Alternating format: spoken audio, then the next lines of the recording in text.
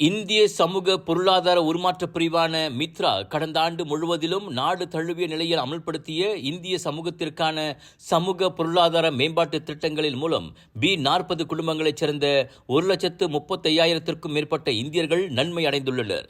216 திட்டங்களின் ஆதரவுக்காக அரசாங்கம் 100 மில்லியன் ரிங்கிட்டை ஒதுக்கியதாக பிரதமர் டாக்டர் ஸ்ரீ அன்வார் இப்ராஹிம் தெரிவித்திருக்கிறார்.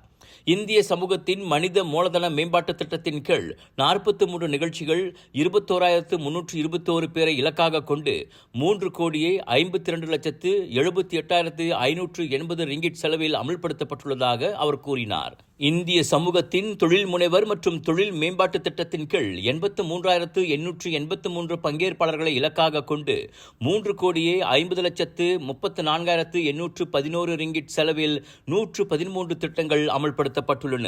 இந்திய சமூக மற்றும் சமூக நலன் ஆன்மீகம் சமூக நல மேம்பாட்டு திட்டத்தின் கீழ் 29,043 பங்கேற்பாளர்களை இலக்காக கொண்டு 2,96,86,607 ரிங்கிட் செலவில் 60 நிகழ்ச்சிகள் அமல்படுத்தப்பட்டன என்றும் அவர் தெரிவித்தார்.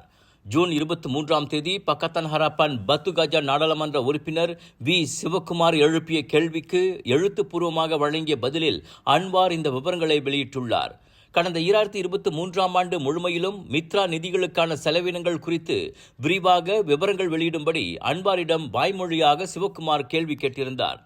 இந்த ஆண்டிற்காக செலவிடப்பட்ட மித்ரா நிதியின் அளவு மற்றும் இந்திய சமூகத்தில் அதிக தாக்கத்தை ஏற்படுத்தும் பொருளாதார மேம்பாட்டு திட்டங்களையும் சிவக்குமார் வினவியிருந்தார். இந்த ஆண்டிற்கு இந்தியர்களின் நலன்கள் தொடர்பான 4 திட்டங்களை செயல்படுத்த மித்ரா திட்டமிட்டுள்ளதாகவும் 15,300 பேர் பயன்பெறக்கூடிய இதற்கு 40 மில்லியன் ரிங்கிட் செலவாகும் என எதிர்பார்க்கப்படும் இத்திட்டங்கள் விரைவில் தொடங்கப்படும் என்றும் அன்வார் கூறியிருந்தார்.